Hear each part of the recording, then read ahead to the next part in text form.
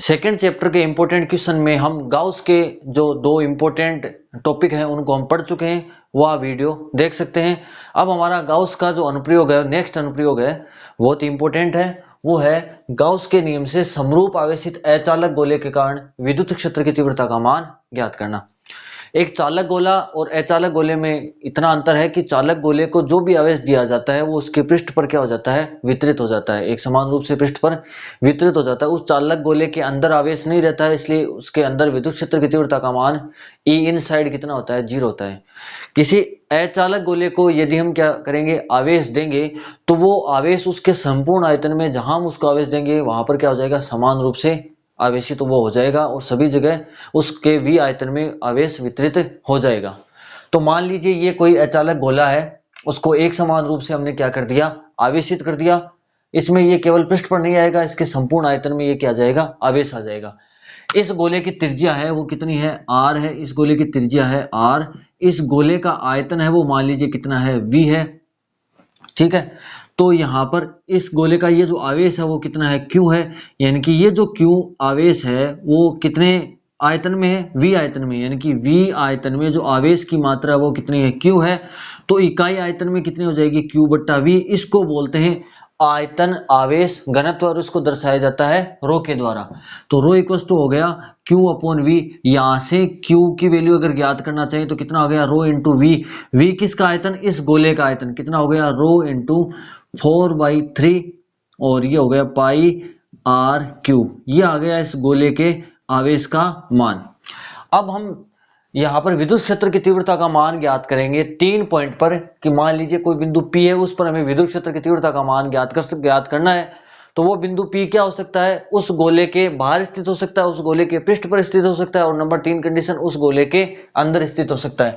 तो पहली कंडीशन, जब बिंदु P गोले के बाहर स्थित है, इसका मतलब ये हुआ कि बिंदु P कहां पर लेना है, यहां पर लेना है। ये मान लीजिए कोई बिंदु P है और यहां पर हमें विद्युत क्षेत्र की तीव्रता का मान ज्ञात करना है।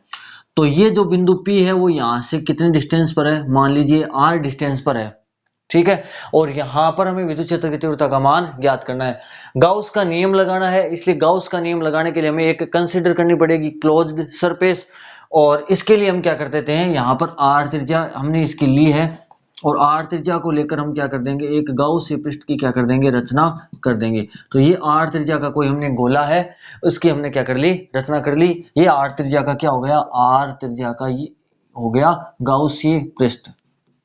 गाउसीय पृष्ठ, इस गाउसीय पृष्ठ द्वारा परिबद्ध जो आवेश है वो कौन सा है, ये है। और ये आवेश की मात्रा कितनी होगी, q equal to rho into 4/3 pi R cube. और ये इक्वेशन मान लीजिए कौन सी है, नंबर 1 इक्वेशन है। अब फ्लक्स की परिभाषा क्या कहती है, फाई इक्वल टू होता है ई डॉट ds। जैसे हम डॉट का चिन्ह हटाएंगे तो कितना आ जाएगा, ई ds कोस थीटा। ठीक है, अब देखिए इस बिंदु पर मान लीजिए ये कोई अल्पांश है, यहां पर ये कोई अल्पांश है, ये कोई अल्पांश। इस अल्पांश के कारण इसके क्षेत्रफल सदिश की डायरेक्शन क्या हो जाएगी, क्षेत्रफल सदिश की डायरेक्शन होती है हमेशा आउटवर्ड, यानी कि परपेंडिकुलर आउटवर्ड, यानी कि इससे बाहर की ओर। ये किसकी डायरेक्शन हो गई, ये डायरेक्शन हो गई यहां पर, ये डायरेक्शन हो गई ds की। अब इस गोले में सभी जगह पर क्या है, प्लस आवेश है, और प्लस आवेश की जो डायरेक्शन होती है वो भी क्या होती है, आउटवर्ड, बाहर की ओर। तो E की जो डायरेक्शन होगी वो भी क्या हो जाएगी, बाहर की ओर। यानी कि इस कंडीशन में E और ds एक दूसरे के क्या होंगे, समांतर होंगे। इसलिए जो एंगल जो बनेगा वो कितना बनेगा, 0 डिग्री बनेगा। ऐसे अल्पांश क्या है, इसके सभी जगह पर विद्यमान है, ऐसे अल्पांश इसके सभी जगह पर विद्यमान है। सभी के लिए जो E की डायरेक्शन क्या होगी, वो क्या होगी, बाहर की ओर, और ds की डायरेक्शन भी क्या होगी, इस पृष्ठ के लंबवत बाहर की। इसलिए थीटा बराबर कितना बनेगा, 0 डिग्री बनेगा। फाई इक्वल टू कितना हो जाएगा, कोस 0 की वैल्यू कितनी होगी, 1 हो गई।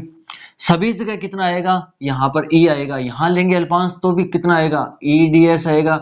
यहाँ भी अल्पांश लेंगे तो कितना आएगा, E ds आएगा। क्यों आएगा E, क्योंकि E है वो डिपेंड किस पर करता है, आवेश पर डिपेंड करता है, तो सभी जगह ये समान रूप से आवेशित है।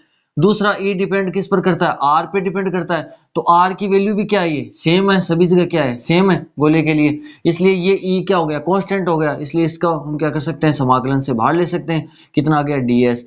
अब ये ds क्या हो गया, इस गाउस ये पृष्ठ का संपूर्ण क्षेत्रफल, यानी कि ये ds यहाँ पर समाकलन, इसका मतलब क्या हो गया, गाउसीय जो पृष्ठ ले रहे हैं उस गाउसीय पृष्ठ का संपूर्ण क्षेत्रफल, उस गाउसीय पृष्ठ का संपूर्ण क्षेत्रफल। तो संपूर्ण क्षेत्रफल कितना हो जाएगा, त्रिज्या कितनी है इसकी, r है, इसलिए इसलिए क्षेत्रफल हो जाएगा e इंटू 4πr²। अब हम क्या करेंगे, गाउस का नियम यूज करना ही हमें, तो फाई इक्वल टू होता है sigma Q upon epsilon naught equal to e into 4πr²। इस गाउसीय पृष्ठ द्वारा परिबद्ध आवेश, कुल आवेश कितना है, सिग्मा क्यू की जगह हमने कितना लिया है, कैपिटल क्यू, तो कितना आ गया, capital Q upon epsilon naught equal to हो गया e इंटू 4πr²।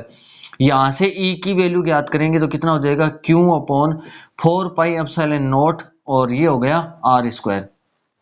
ठीक है, यहां से E किस पर डिपेंड कर रहा है, E प्रोपोर्शनल हो गया 1/r²। यानी कि जैसे जैसे यहां पर डिस्टेंस का मान बढ़ेगा, सेंटर से r की दूरी बढ़ेगी, जैसे जैसे हम यहां से क्या जाएंगे, दूर की ओर जाएंगे, E की वैल्यू का मान क्या होता है, क्या होता जाएगा, घटता जाएगा। और जैसे ही r का मान कितना हो जाए, इन्फिनिटी हो जाएगा, तो E की वैल्यू कितनी आ जाएगी, 0 आ जाएगी। यहां एक चीज और हमें नोट करनी है कि ये जो फॉर्मूला है वो हमने बिंदु आवेश के लिए भी ज्ञात किया था। जो बिंदु आवेश था उसके लिए विद्युत क्षेत्र की तीव्रता का फॉर्मूला यही था 1/4πε0 q/r²। सेम यही फॉर्मूला है। यहाँ हम चार्ज, यहाँ पर चार्ज हमने क्यू लिया था, यहाँ पर हम चार्ज क्या ले रहे हैं, कैपिटल क्यू ले रहे हैं। तो ये भी क्या कर रहा है, ये जो r² पे डिपेंड है, तो दोनों क्या हो गए, सेम हो गए। यानी कि इस गोले के बाहर किसी बिंदु पर विद्युत क्षेत्र की तीव्रता वैसे ही बिहेव करती है जैसे किसी बिंदु आवेश के कारण है। यानी कि इसका ऐसे लगता है जैसे इसका संपूर्ण आवेश कहां पर है, यहां पर सेंटर पर विद्यमान है।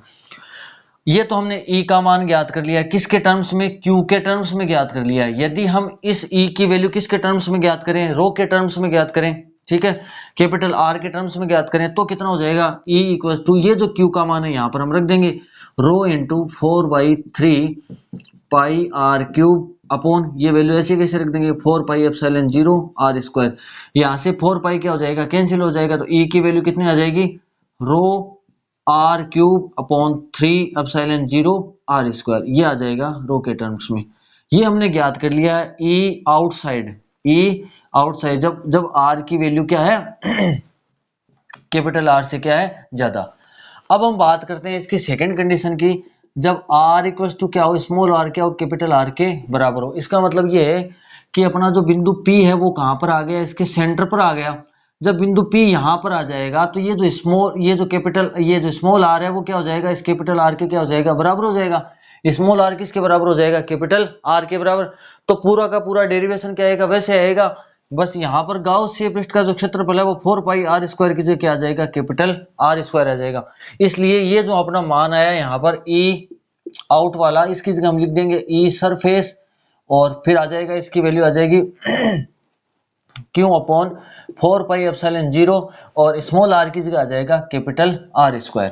ये यहाँ पर कैपिटल R²। इस कंडीशन में R का मान क्या होगा, यहाँ पर क्या होता जाएगा, R का मान कम होता जाएगा। फिर दूसरे हमने अगर इसको E सरफेस का मान ज्ञात करना चाहें किसके पदों में, रो के पदों में, तो रो r³ अपॉन 3ε0 और स्मॉल r की जगह लिख दिया हमने कैपिटल R², ये कट गया। तो E सरफेस की वैल्यू आ जाएगी, E सरफेस की वैल्यू, E सतह की वैल्यू आ जाएगी रो r अपॉन 3ε0। ठीक है, यहाँ पर ये आ गया E सरफेस के लिए। अब अपनी तीसरी कंडीशन बची है कि जब बिंदु P क्या हो, इससे गोले के क्या हो, अंदर स्थित हो, अचालक गोले के अंदर स्थित हो जब बिंदु P, तो इसके लिए हम क्या करेंगे, सबसे पहले एक अचालक गोला जो कि क्या है, समान रूप से आवेशित है।